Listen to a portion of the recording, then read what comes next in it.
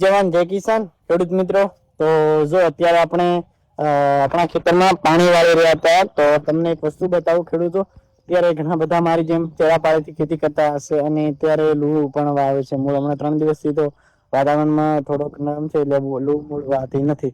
તો મારા ખેડૂતો હું એટલું જ કહીશ કે તમે પણ મારી જેમ ખેતી કરતા હોય ને, તો જો આપણે બધા હારી વાળી જેમ ખેતી કરીએ છીએ, પહેલો ચેરામાં આપણે પાણી વાળી નાખ્યું, બીજામાં વાળી નાખ્યું અને ત્રીજામાં પણ પાણી વાળી નાખ્યું.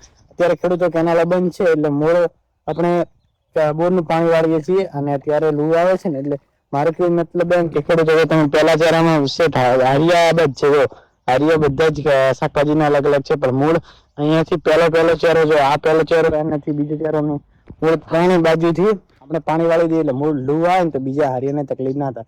એટલે પહેલો ચેરો વાળી નાખો, કેમ કે અત્યારે ઉનાળો છે એટલે તમે પણ મારી જેમ ખેતી કરતા હોય તો આ વસ્તુ ધ્યાનદારક છે. અને તમે પણ જો આ વિડીયો પસંદ આવ્યો હોય તો વધારે ને વધારે ખેડૂત મિત્રોને શેર કરજો. બચ્ચે જવાન જય કિસાન.